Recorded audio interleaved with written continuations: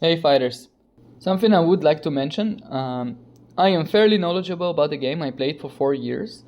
However, like I said at some pre-course areas and some other videos of mine, a lot of it depends on flavor, and some of it also depends on different experiences.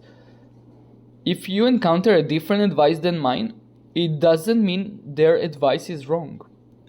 I am I doubt they know much more than I do, but some do. So don't dismiss their advice. Sometimes they are correct.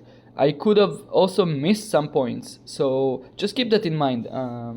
I am not perfect. That's why I'm doing this guide. I'm trying to improve my own play through teaching.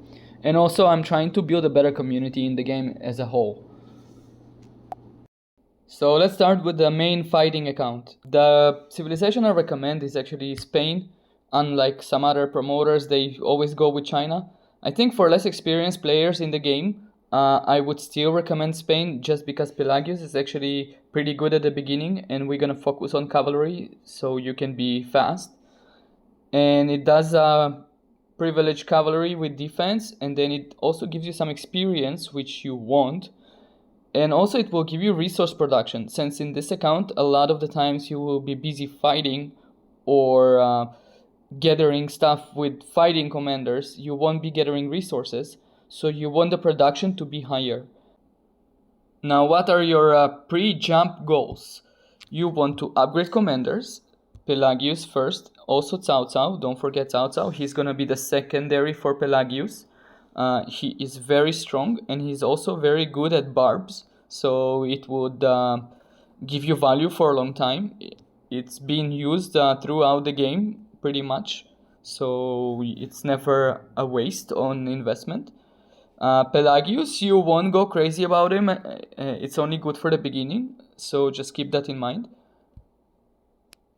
You would want to invest in Sarka a little, and same with Lohar, just so they can do chores for you down the line. Now, you have to keep all the buildings working. If you can do something to advance your abilities, do so. I definitely need those. We're gonna reach level 7 at all the buildings before we jump. This is the highest level you can reach without breaking the requirements to jump. In the system, I will pick up all the rewards, but in the side quest specifically, we don't touch. We want to use them when we need them, and they can be stolen if we claim them, and they can never get lost here, so just leave them there. The main quest you do want, because it also gives you some commander stuff from time to time, so those you should claim, and obviously claim all the daily stuff as well, because they disappear every day. You have to restart them every day, and you want to follow this quest. You want to pick up all of those every day. The highest level will give you gems, and this is crucial to advancement. Save on them as much as we can in order to achieve higher VIP. VIP is basically the speed of progress in the game. So the higher your VIP, the quicker your progress. So it says here in VIP 0, you get production, and every day you get those. Those are going to your chest, so no one can touch them. Now let's see what the higher level gives you. It gives you more gathering speed and more production and more stuff here every day, including a head, a low tier head, but still for free. So we want to keep going up higher and higher. Every time the rewards get better, so we want to invest here as much as we can. Pretty much most of our gems would go into VIP. Let's start with upgrading this already. Now don't waste gems. Every time you reach a level, claim everything you can.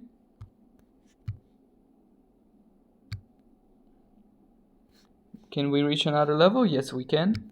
200 more. So unless you can reach the next level, don't put the gems in yet. Wait for the time. Now we claim some chests here. Those are daily, like we said, and we got some buffs going. Troops have to be in building at all times. You have to train troops at all times. Also, during the time you play, you have to scout all the time. If you press the Explore tab here, you can see what you can still claim. Now, claim all of those. They would sometimes even give you research upgrades, usually from the gathering tree, that's why we never invest in that tree at the beginning. Always go for the combat tree. Try and join the biggest alliance you can. Application, available. Let's join them. So right now we don't care about who we play with or why. We're just trying to grow fast because we're gonna jump out of here anyhow. So don't get sentimental value on those players. Just keep on doing what you do. Now there's a cave here, and what I wanna say is don't pick up low tier caves. You are limited on how many you can have, and you better pick up the medium and high here. And then once you jump, you pick up the high and medium over there. Our goal is to waste all the action points and the dispatch count at all times. Everything has to be busy as long as you play. Don't gather while you're playing, gather while you are away. So for now, we're gonna upgrade everything we can. Another thing I would mention is never pick up anything from here. Don't use the speed ups you have. You're gonna need them later for events, so don't use them just now. I just wanted to point out that you should not pick up anything that can get stolen. Something that you can use later, for example, side quests like we said, I don't pick up. Pick up the main just because there are some hidden gems in there, like this. But don't pick up the side quests, leave them for later. Obviously, you have to follow all the daily and pick them up every day, just like here as well. Those are those you can claim just because they cannot get stolen. Those go to your chests, so those are safe. So those you are good to pick up.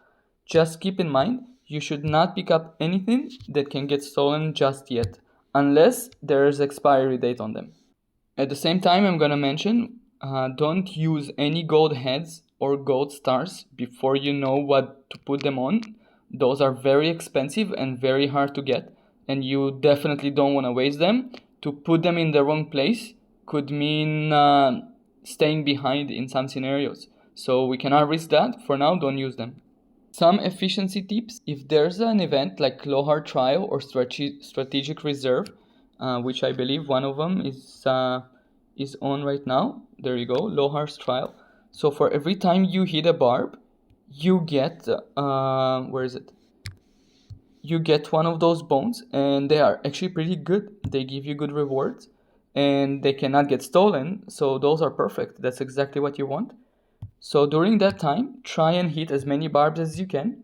Your goal is to waste all the action points and use all the dispatchers at all times. That means you are actually advancing in the game fast. As for the farm account, I would recommend to start with Japan just because of gathering speed, and only invest from cumulative resources that can get stolen into commanders and buildings. Do not use the chests. The chests would be used for your main fighting account, so don't open them up so no one can steal them. So when to start? Create the 2 new accounts in the newest server currently available, and follow after server releases. As you can see, there's a countdown timer right here as to when it expires to jump. If you pass that time, you can no longer jump to the newer server. You want to jump with some additional power in order to compete with the rest, and that's why we're doing the jump. You're gonna grow here a little and then jump to the newest server as a developed city. How to know when the server opens up? Simply you zoom out all the way until you see the globe. So we are currently at the newest server. Once another batch opens up, which would be on top of this one, you would jump to it, and that would allow you to start over. But you will not lose your progress. You're gonna do that with both accounts. If you reach City Hall level 8, it would trigger a message saying you're about to cancel the immigration. Do not proceed. Don't get level 8 and cancel it out. You want to jump with as much power as you can. If you cancel it out, you can no longer jump. Use the time on the first server to refine your habits. Another thing to mention, which devices are recommended to play with. Personally, I play on Samsung Galaxy Fold. The reason I chose that device is because I have it on me all the time. Some players play on PC, and I've heard it's significantly more pleasant to use. However, the whole appeal for me in that game is the fact that I have it on me at all times. So I chose a device that kind of resembles a tablet, but not really, so I can carry it with me at all times. I got used to playing on the phone. I even fight on the phone only. I never fight on PC. Another thing that I consider a must is Discord. Discord is a communication app that helps you guys call each other and notify things and keep track of kingdom stuff or server.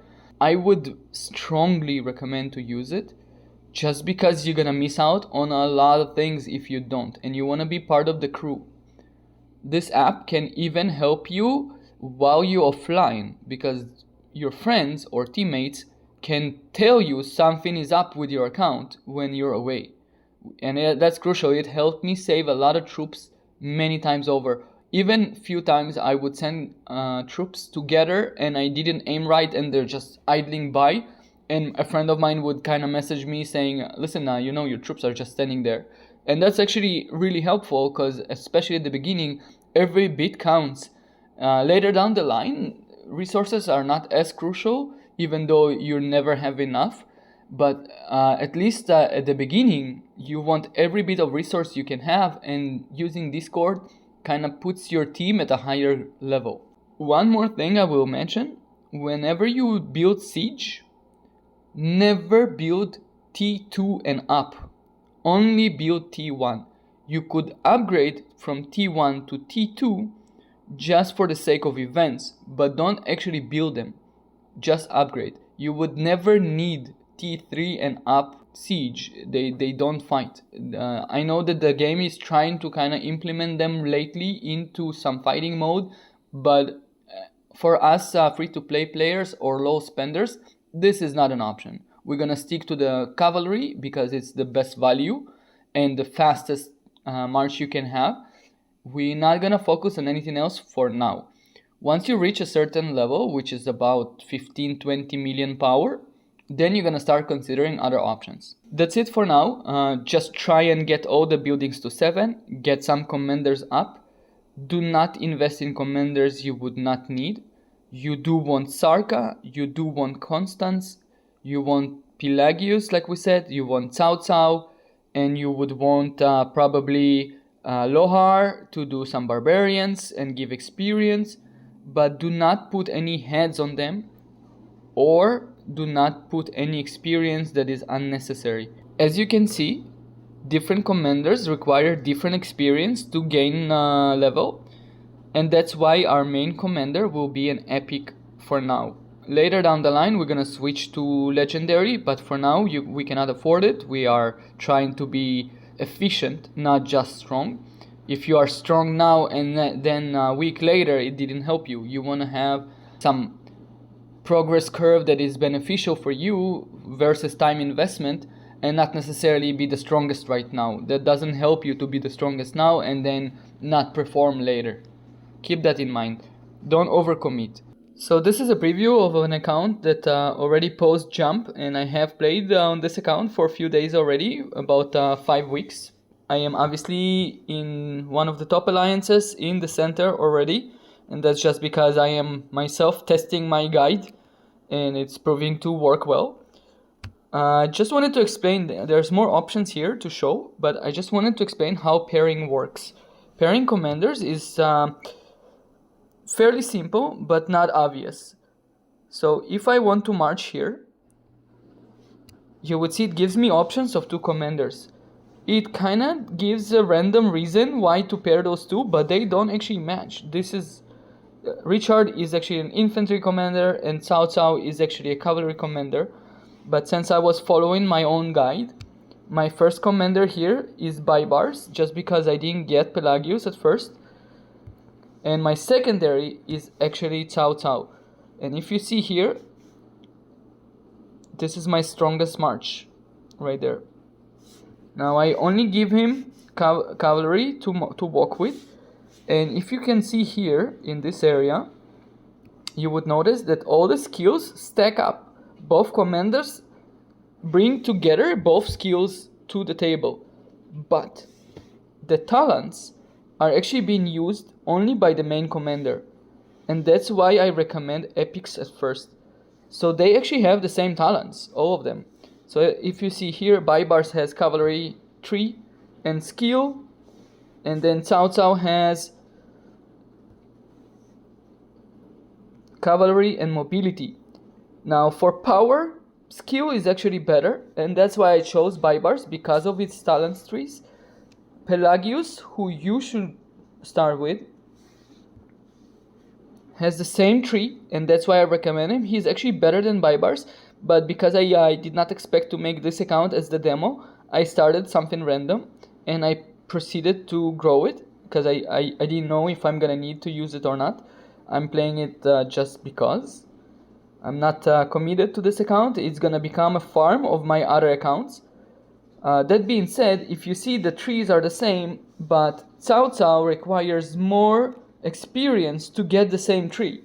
So that's why he can be secondary. Either way, he's giving the skills to the bunch as it is. It stacks up on top of the Baibars skills, but then gear and talent, only the main plays. The secondary talents and gear do not play on the field. When I march this, I preset and I march them forward, and now this is a cavalry account. All the buffs I want are cavalry related. As for gear, we're gonna discuss in other chapters, just because it's a little premature, but just keep that in mind, that only the main commander talent and gear plays. Skills stack up, talents and gear do not.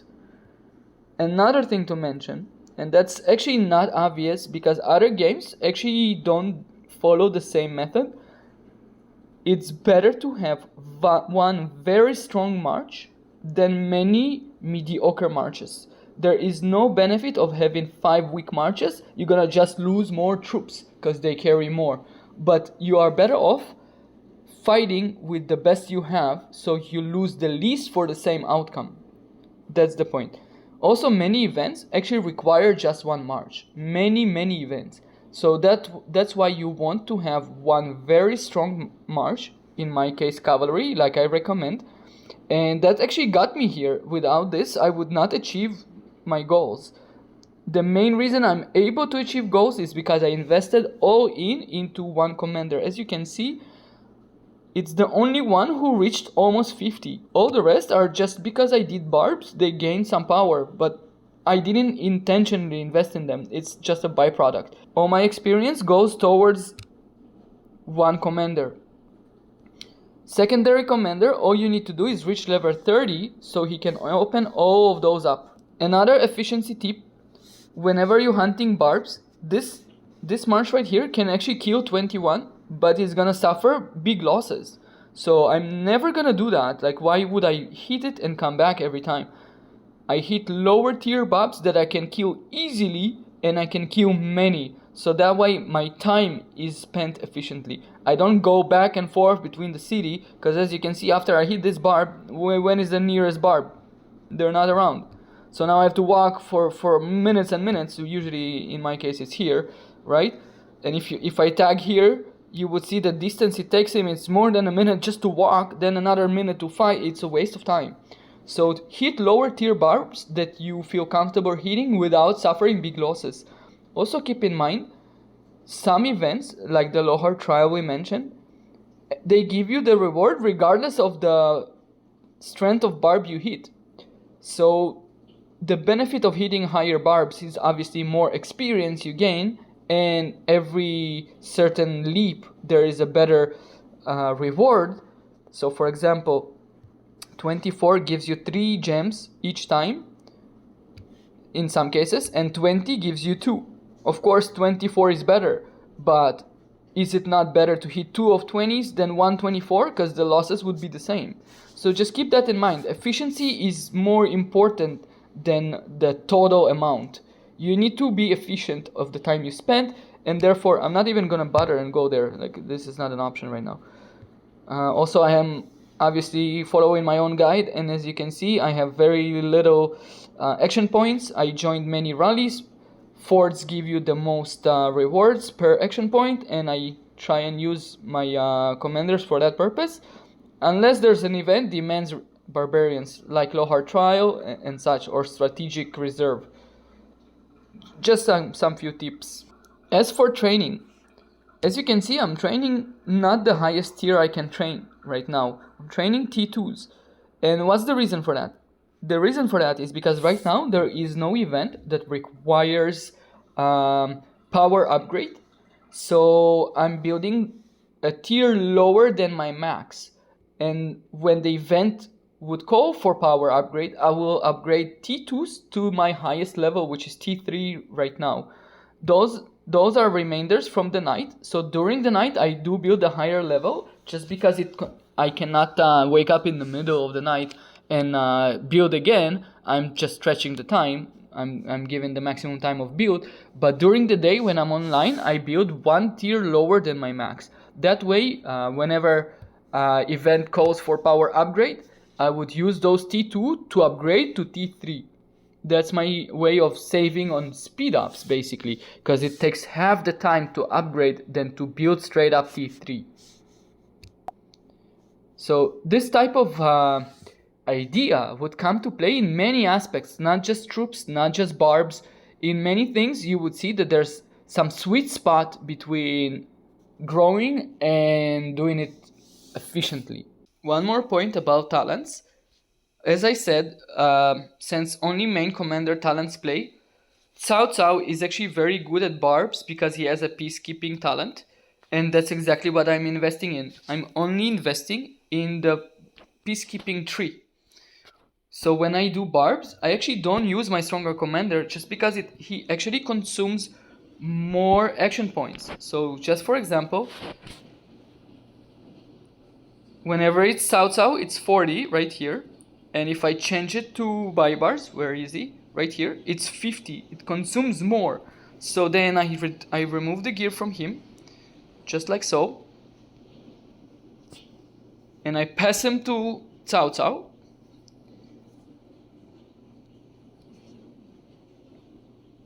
And then I actually put Baibars behind him because I want to grow Baibars per se.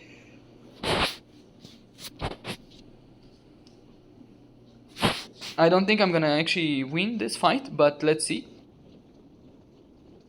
So as you can see, it did consume 40 action points to hit the barb, and even if I don't win it, the action points are lost. And that's why I'm saying you better hit something for sure than something maybe. There's no reason for you to hit the highest level. As long as you get the rewards you wanted to get, this is good enough.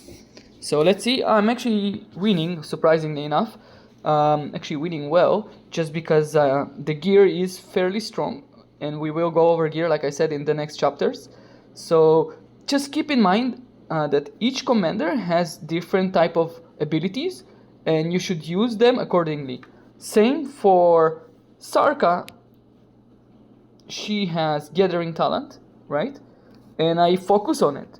I'm gonna focus all the way up to gathering speed of all kind of resources, and it's gonna keep giving me. Even this, troops led by this commander receive an additional 6% resource, which is not a little. Here you have speed, wood gathering speed, gold. I literally invest in all the type of gatherings because that's her only purpose. Why would I invest in her in a different direction? Yes, she has integration, and yes, she has skill, but is she really meant for it? Not really. So I'm gonna use her to the max of her abilities. In the field, she's the best at. One more piece of information: how do different troop types stack up? We said we're gonna invest in cavalry mainly, and as you can see, I do that. Most of my troops are cavalry. I literally push on them as much as I can, just so I can fight as best to the investment of resources I've made, and speed ups, by the way, because obviously I build them in the same rate, and somehow I have more cavalry. That means I put more speed ups in there. Here we can see how different troop types are better against each other. So infantry, would be stronger against cavalry. Cavalry are stronger against arch, and arch are stronger against infantry. The trouble are not the troop, are the commanders. Arch commanders are actually beneficial more for someone who spends money in the game, just because the commanders themselves are really hard to achieve. You only get fairly poor commanders at the beginning for archery, and that's why I cannot recommend it at first. As for infantry, they are stronger than cavalry for sure, and there's not as many arch, so it is beneficial in an artificial way, but it doesn't benefit the player's skill. Player skill matters a lot, and if you don't use your skill properly, infantry gets caught because they're slow, and you're gonna lose a lot of troops, like a lot. And then you won't enjoy the game. You would think you were doing something wrong, but that's actually not your fault. It's just infantry are slower being strong. Cavalry are actually the sweet spot between arch and infantry in commanders and speed and strength. Cavalry are nimble, they're fast, so you can be everywhere you need faster. It's good investment for time. And also their commanders are easier than arch to get. They're not as good as infantry commanders, but they're fairly easy to get. And funny enough, the gear is better for cavalry. And the average, in my eyes, I actually play infantry in my main account, but it's by no means a free-to-play account. And also, I feel now, 4 years down the line, that if I would have played cavalry, I would do significantly, probably like 20% better as far as like kills to expense ratio. And that matters, especially if you don't pay, you don't have as much resources to spare. And if you spent it in infantry, you all of a sudden, after some time, in a big disadvantage, just because you didn't reach goals. So keep that in mind. The next chapter will be post-jump. Now, how do you know when to jump? You have to keep in mind that the timing has to be right for you. So you have to understand how intense the 2 days once you jump will be. So leave a lot of hours for those 2 days. Everything's gonna happen really fast, and we are, like we said, we are free to play or low spenders. We are not gonna be wasting time. We're gonna go on the offensive right away. For anyone who understands strategy games from before Rise of Kingdoms, like StarCraft for example, is the same idea as to do 9 pull in Zerg or to drop 2 gateways right away. If you do that, you must commit to be aggressive. If you cannot be idle. That means you have to have the most aggressive 2 days or even more at the beginning. You're gonna be having a lot of fighting going on. So keep that in mind. You have to leave 2 days, preferably if the server opened up during the weekend, that would be perfect. But if not, you have to understand that if you miss out on those beginning days, you might not progress as fast. It's not the end of the world, of course, and everybody has their own time they can invest, and I understand that, but just keep that in mind. Once the server opens up, you have to be arriving there. You're gonna drop shield right away. You're gonna hit city level 8, and you're gonna start ravaging everyone around you. And that's why you cannot change your name. Don't change name. I'm gonna mention it in the next chapter as well. Do not change your name. You don't want anyone to remember you in a negative way. And trust me, you're gonna hit a lot of people. Many people would not like that. One more thing I would like to mention, and that's I'm no life coach or anything like that, and I don't claim to be good at what I try and advocate myself. I am trying to help myself as well by making this guide. So whenever you interact with other players, my advice is to never say anything negative ever. If you have something positive to say, by all means. If it's funny, by all means. But try and keep it neat. Do not attract any negative type of environment, because people later on would remember you by that negative statement. Even if something happened and you don't like it, give the positive solution instead of showing the negative scenario. Always try and aspire to improve the surrounding. Another advice I have, you don't really know who you're interacting with.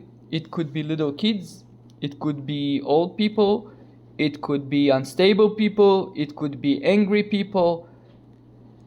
Try and remember that you are not alone, and even the cities you do attack, and we're gonna be ruthless about it, do not make it personal. This is not the goal. The goal is to grow, is not to hurt them. That there's a difference. So keep that in mind. If this is a little kid who starts crying, antagonizing him will not improve the situation. Let them be. If they don't understand it's a strategy game and there's fighting going on, that's their problem, but don't add on top of that spice. As it is, the game would be aggressive, so try and keep it clean. Be a better person while doing so. Last and not least, before next chapter, don't share information. You don't know who it is on the other side. They might misuse that information. Do not share anything if you ask me. You can say what time zone you're in, just so players know when you're active and stuff like this. And you can make some jokes, but don't share something personal. You don't really know who's on the other side and what their intention is. It's also hard to read between the lines what tone they used. Sometimes it's sarcastic and it's not obvious through the writing, and sometimes it's serious. It's really hard. Don't make assumptions for no reason. Be gentle about the communication in general. Just keep that in mind. The game is good as long as you use power for good, right? Like in anything. So don't abuse your strength. You will be stronger than most already at the beginning, just because you are already clearly following the guide. So just be on the positive side of aggressive. I don't know if it's a term or not, but try and see if you understand what I mean. That's it. Let's go to next chapter.